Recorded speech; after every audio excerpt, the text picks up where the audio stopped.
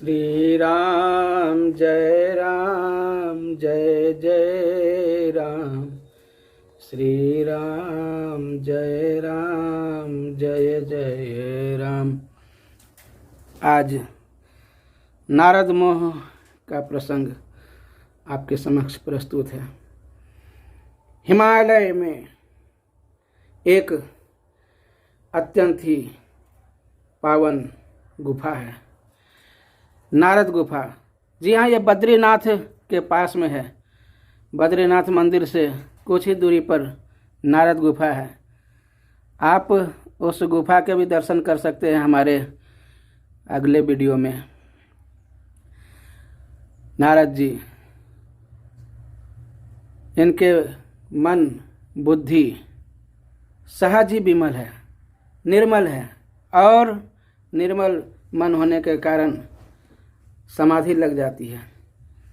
आधि व्याधि और सारे उपाधियों से जो रहित है वही समाधि को प्राप्त कर सकता है।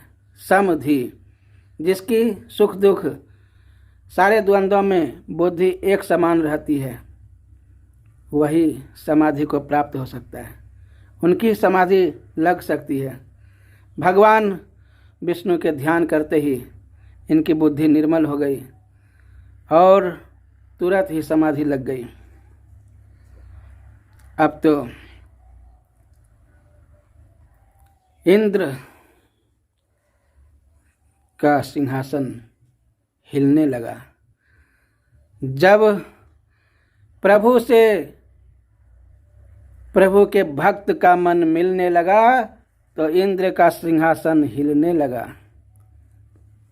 इंद्र ने कामदेव को बुलाया और कहा, जाओ किसी तरह नारद जी, देवर्षि नारद की तपस्या में विघ्न उत्पन्न करो, क्योंकि वो हमारे स्वर्ग का कामना कोई भी व्यक्ति अपने ही तक सीमित रहता है। सुख हाड़ लय भाग सठ, स्वान निरखी मृगराज। जैसे कि कोई कुत्ता सूखा हाड़ लेकर भाग जाए, यह सोचकर कि सिंह हमारे इस हड्डी को छीन लेगा। सूखी हड्डी से उपमा क्यों दिया स्वर्ग का? स्वर्ग के राज्य की उपमा सूखी हड्डी से? हाँ, क्योंकि वहाँ निरस है। जहाँ भक्ति की रस नहीं है, इसलिए वो निरस है। शायद इसलिए गोस्वामी जी ने स्वर्ग की उपमा सूखी हड्डी से दिया। जब कामदेव और वसंत नारद जी के मन में क्षोभ उत्पन्न करने की चेष्टा करने लगे तो असफल रहे, क्योंकि बड़ रखवार रमापति जासु। स्वयं भगवान विष्णु जिनके रक्षक हैं, उनका कोई क्या बिगाड़ सकता है। सीम की चापी सकई को तासु, बड़ रखवार रमापति जासु। उनकी मर्यादा।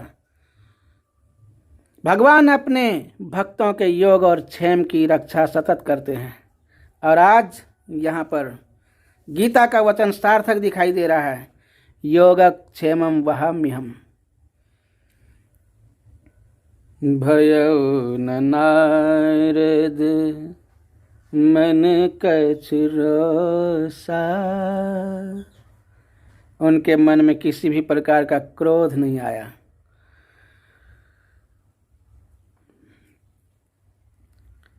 एक बार भगवान शंकर के पास नारद जी जाते हैं और अपनी सारी बातें कि हमने किस प्रकार काम को जीता, ये सारी बातें भगवान शंकर के समक्ष कहने लगते हैं। भगवान शंकर ने कहा कि जिस प्रकार से आपने यह कथा हमें सुनाई, इसी प्रकार से भगवान विष्णु के सामने यह कथा नहीं सुना देना, क्योंकि अपनी सिद्धि को यदि अपने मुख से कहा जाए तो सिद्धि समाप्त हो जाती है। यह पावन राम कथा हो सकती थी। अगर देवर्षि नारद ये कहते कि मैंने भगवान श्री राम की प्रेरणा से, भगवान श्री राम की इच्छा से काम को जीत लिया, तो शिव जी अति हर्षित होते। लेकिन उन्होंने कहा कि नहीं, हमने अपनी तपस्या के बल से काम को जीत लिया। भगवान शंकर समझ गए कि इनके मन में अपने तपस्या का अभिमान आ गया, इसलिए विष्णु भगवान के समक्ष इस कथा को कहने से रोका। लेकिन नारद जी ने सोचा कि हमारी कीर्ति से, हमारे यश पताका से इन्हें वो अच्छा नहीं लग रहा कि हमारे यश और कीर्ति तीनों लोक में फैले। इसलिए नारद जी बहुत दिन के बाद गए, क्योंकि भगवान के सामने बहुत दिन पे जाने का भी एक अभिप्राय है। नारद जी ने सोचा कि बहुत दिन पर जाएंगे तो भगवान पूछेंगे कि इतने दिन कहाँ थे, क्या कर रहे थे। बहुत दिन के बाद आपका दर्शन हुआ, अवश्य कुछ किसी कार्य में व्यस्त होंगे, इसलिए बहुत दिन पर गए ताकि उन्हें यह कहने का आसानी से मौका मिल जाए जब यह प्रसंग उठे और तुरंत कह दे। जबकि भगवान शंकर ने वर्जित किया था, रोका था इसके लिए। राम कीन्ह चाहि सोई होई, करे अन्यथा अस नहीं कोई। भगवान श्री राम जो करना चाहते हैं वही होता है। भगवान शंकर ने रोकना चाहा लेकिन नहीं हो पाया।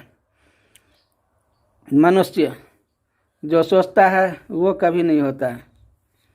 जो ईश्वर आप इच्छा वरम नास्ति दैव इच्छा परम बलम, भगवान जो करना चाहते हैं आखिरकार वही होता है। एक बार एक राजा अपने छोटे भाई के साथ, एक राजकुमार अपने छोटे भाई के साथ शिकार खेलने गए। इधर क्या होता है, एक ज्योतिषी किसी राजकुमारी के पास जाते हैं और उस ज्योतिषी ने राजकुमारी के हाथ में देखकर सारी रेखाएं बताई। जो था वो नहीं बताई, इन्होंने अपने मन से गढ़कर बताया। उनके हाथ में यह रेखा थी कि जो इनसे विवाह करेगा वो चक्रवर्ती सम्राट बन जाएगा। ज्योतिषी ने सोचा कि क्यों ना इनसे विवाह करके हम चक्रवर्ती सम्राट बन जाएं, और इसलिए राज्य में जाकर घोषणा कर दी। राजा के सामने कह दिया कि इसको जल्दी से नदी में बहा दो, नहीं तो तुम्हारी मृत्यु निश्चित है। राजा घबरा गया और उन्होंने अपनी पुत्री को नदी में बहा दिया। नदी एक मोड़ लेती थी, उस मोड़ में एक जंगल था। मोड़ के पास वहीं राजकुमार अपने छोटे भाई के साथ शिकार खेलने आया।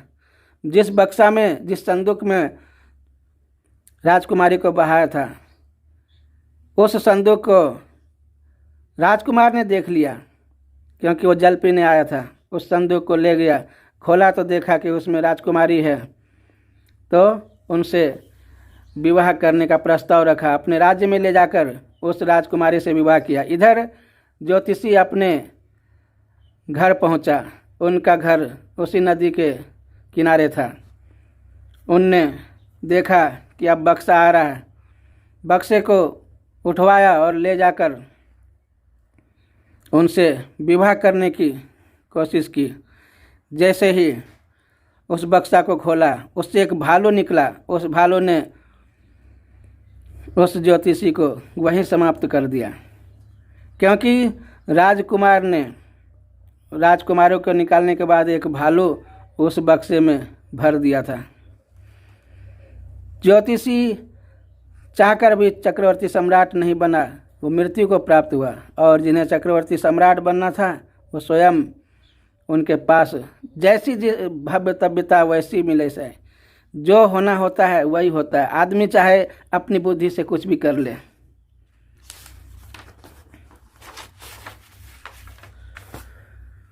जब भगवान विष्णु ने प्रश्न किया, भगवान विष्णु ने पूछा कि इतने दिन कहाँ थे, तब अपनी सारी कथा सुनाई कि हमने योग सिद्धि प्राप्त कर ली और हमने तपस्या के बल से काम को जीत लिया।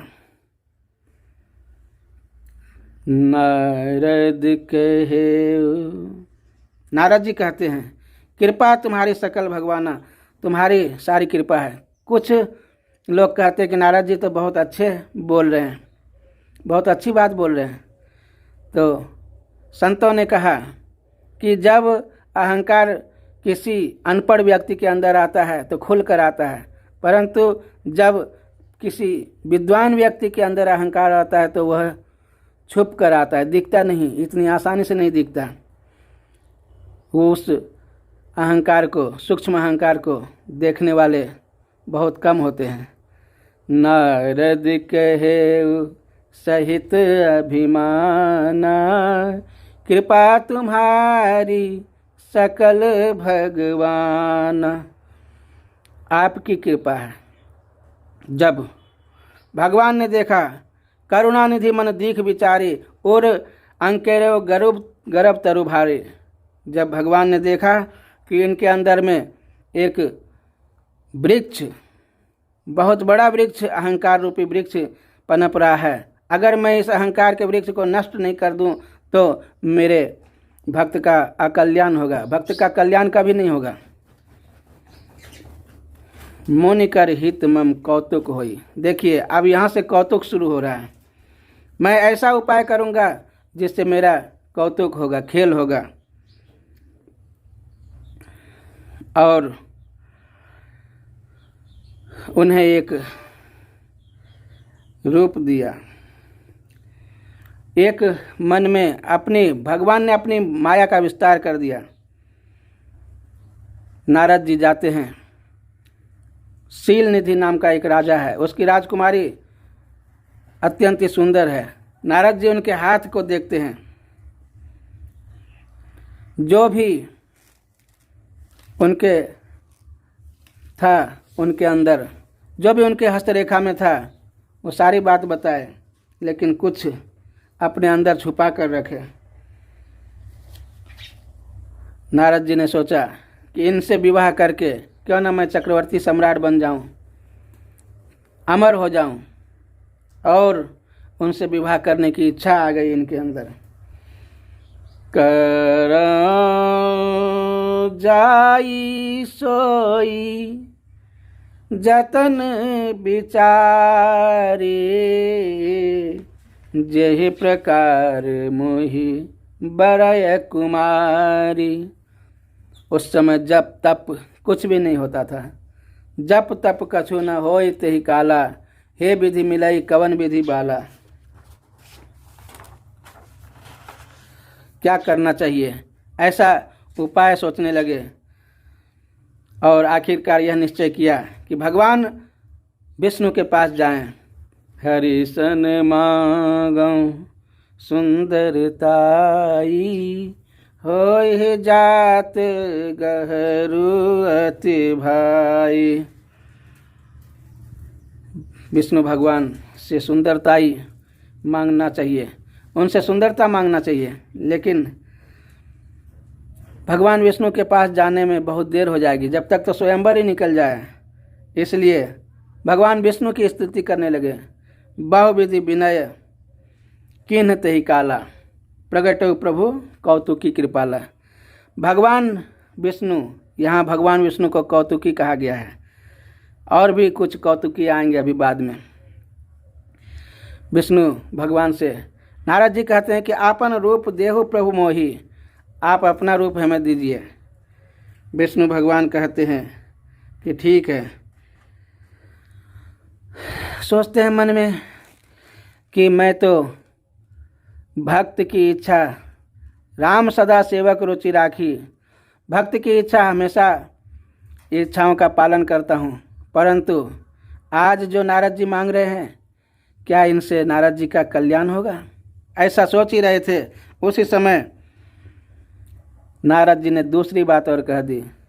जेहि विधि नाथ होय हित मोरा, करहु सो बेगी दास मैं तोरा।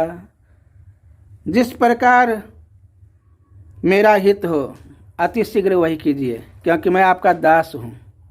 भगवान ने कहा कि ठीक, अब आई बात, इनका तो हित करना है। अगर मैं सुंदरता दे देता हूँ, सुंदर रूप दे देता हूँ, तो कुछ देर के लिए हित होगी, लेकिन बाद में ये ठगे जाएंगे माया के हाथों। क्योंकि काम आदमी को बार बार नचाता है। आज तो माया के वश में, हमारी माया के वश में आकर इन्होंने इस बात कह रही है, हमारे माया के वश में आकर यह बात कह रहे हैं नारद जी, लेकिन आगे चलकर इन्हें बहुत परेशानी आएगी। इसलिए नारद जी से कहते हैं कि तुम तो हित की बात कर रहे हो, मैं तो वो दूंगा तुम्हें जिससे तुम्हारा परम हित होगा। जेहि विधि हो ही परम हित, नारद सुनहु तुम्हार। जिस प्रकार तुम्हारा परम हित होगा मैं वही दूंगा, यह हमारा वचन है। और भगवान ने सोचा कि इन्हें सुंदर नहीं बंदर बना देना चाहिए, और बंदर का रूप दे दिया। उस रूप को केवल भगवान विष्णु ने देखा अब तक। एक दो गण, शंकर जी के दो गण भी वहाँ पे मौजूद थे। शंकर जी के दो गणों ने भी यह बात सुना कि भगवान विष्णु नारद जी को बंदर का रूप दे रहे हैं। ये बात शंकर जी से कही। शंकर जी ने कहा कि वहाँ जो हो रहा है उसका हमें आंखों देखा हाल सुनाओ। तब दोनों हर गणों ने कहा कि हमें भी नारद जी का रूप दिखना चाहिए। अगर हमें भी नारद जी का रूप दिखे तो बहुत अच्छी बात हो जाएगी। विष्णु भगवान ने कहा नहीं, तुम्हें नहीं दिख सकती। बोला नहीं, अगर हम नहीं देख पाएंगे तो कैसे यहाँ की आंखों देखा हाल सुनाएंगे। भगवान विष्णु बोले कि यह हमारा सीक्रेट मामला है, प्राइवेट मामला है।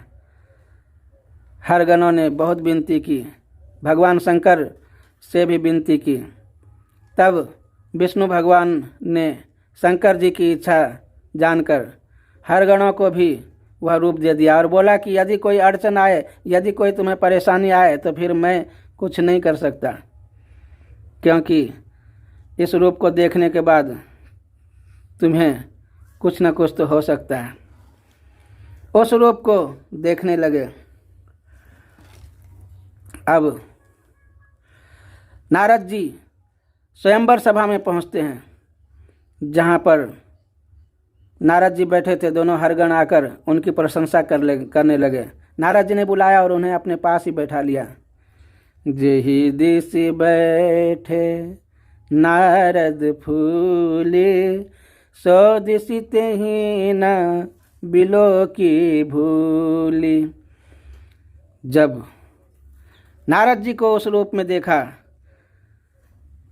तो उस ओर कभी आने का भी प्रयास नहीं किया विष्णु मोहिनी ने। हरगण जब नारद जी की ओर देखे तो प्रशंसा करने लगे, और नारद जी जब दूसरी ओर देखे तो हरगण दोनों जो शिव जी के गण थे अंदर ही अंदर हंसने लगे। मरकट वदन भयंकर देही, इस शरीर को, भयंकर शरीर को देखकर, बंदर के शरीर को देखकर विष्णु को बहुत क्रोध आया, इसलिए उस तरफ आई नहीं। देखकर भी इसी समय भगवान विष्णु स्वयं पधारे और नारायण को नर के रूप में देखकर विश्व मोहिनी ने उन्हें ही माला पहना दिया। उन्हें दुल्हिनी गए दुल्हिनी लय गए, लक्ष्य निवासा, निप समाज सब भयो निराशा। सारे राजा के समाज में निराशा के बादल छा गए। अब नारद जी ने दोनों हरगणों को बोला कि तुम तो कहते थे कि आपकी विवाह होगा। दोनों शिवगणों ने कहा कि अभी क्या बिगड़ा है, आप देख लो अपने आईने में इस चेहरे को, आपके चेहरे को। नारद जी जाकर देखते हैं जल में, जब बंदर का रूप देखते हैं तो बहुत ही क्रोध आ जाता है। दोनों शिवगण हंसने लगे। किसी की कमी पर, किसी की असुंदरता पर, किसी की कुरूपता पर, किसी की मूर्खता पर कभी हंसना नहीं चाहिए। अगर आप हंसोगे तो फंसोगे। जैसे कि शिवगण ये दोनों हंसे और दोनों को श्राप मिल गया। क्या श्राप मिला? हो निशाचर जाई तुम्हें, कपटी पापी दो, हसे हमहि सो लेहु फल, बहुरी हसे हो मुनि को। कभी भी किसी पर हंसना नहीं चाहिए। आप हंसोगे तो फल मिलेगा। नारद जी का जो यह रूप है यह तो कुछ देर में मिट जाएगा, लेकिन जो उस दयनीय दशा को देखकर हंसता है उसका रूप कभी नहीं मिटेगा। फरकत अधर कोप मन माही, फरकत अधर कोप मन माही, फरकत अधर कोप मन माही, सपदि चले कमलापति पाही। भगवान विष्णु के पास जाने लगे। देहूँ श्राप की मरी हूँ जाई, जगत मोरी उपहास कराई। मन में अनेक कुविचारों के, कुतर्क का उठना, यह काम और क्रोध के साथ साथ यहाँ मोह भी उत्पन्न हो गया नारद जी को, क्योंकि जब एक आते हैं तो दूसरे भी साथ में आ जाते हैं, एक के एक सहायक हैं। बीच ही पंथ मिले दन जारी, भगवान बीच रास्ते में मिल गए। आप कहेंगे कि भगवान बीच रास्ते में क्यों मिले? जैसे कि रेलवे स्टेशन पर कोई रेल पकड़े, एक ही समय में दो ट्रेन आ जाए, एक पूर्व दिशा में जा रहा हो और दूसरे पश्चिम दिशा में। मान लो कि जैसे भोपाल से एक ट्रेन जाती है बम्बई और एक दिल्ली, एक ही नाम का दो ट्रेन है, तो जाना है दिल्ली और बैठ जाए बम्बई के ट्रेन में, तो फिर क्या होगा? बीच ही पंथ मिले, बीच रास्ते में टीटी मिल जाते हैं और वो देखते हैं टिकट, तो टिकट तो दिल्ली का लिया है और ये तो बम्बई में। बोले आपको कहाँ जाना है? बोला दिल्ली। अरे एक ट्रेन दिल्ली नहीं जाएगी, उतरो उतरो उतरो। क्योंकि काम क्रोध मतलब वो सब नाथ नरक के पंथ, भगवान के रास्ते अलग हैं। कोई काम और क्रोध लेकर भगवान के पास जाना चाहे तो कैसे पहुंच सकता है? कभी नहीं पहुंच सकता, क्योंकि काम क्रोध आदि तो नरक के पंथ हैं। इसलिए भगवान बीच रास्ते में मिल गए कि इन्हें आना तो मेरे पास है, लेकिन काम और क्रोध को साथ लेकर आ रहे हैं, तो ये हमारे पास कैसे आ सकते हैं? संग रमा सोई राजकुमारी, वही राजकुमारी और वही राजकुमारी के साथ लक्ष्मी महारानी भी है। देखते ही मन में क्रोध आ गया और श्राप दे दिया, मम अपकार किन्ह तुम भारी, नारी बिरह तुम हो दुखारी।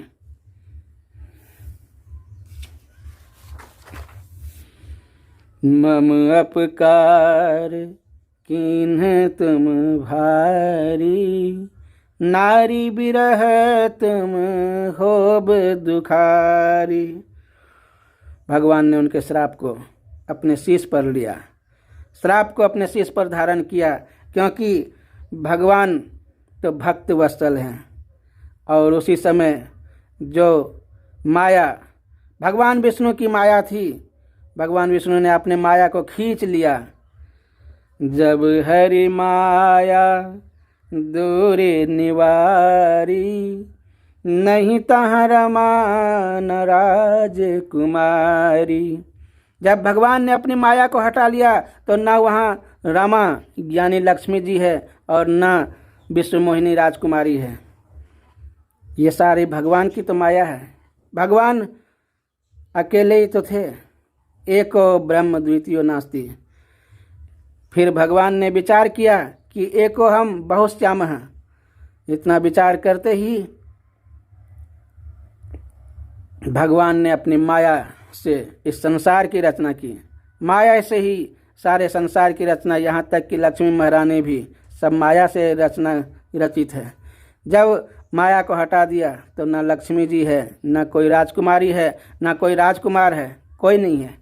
केवल भगवान है और भक्त है, केवल जीव है और शिव है, केवल नर है और नारायण है। इसके अलावा अगर कोई बीच में है तो है माया। भगवान के सामने नतमस्तक हो गए। बहुत डरे हुए नारद जी भयभीत होकर उनके चरणों में गिर गए। त्राहिमाम त्राहिमाम, अब हमारा क्या होगा, हमारी रक्षा करो।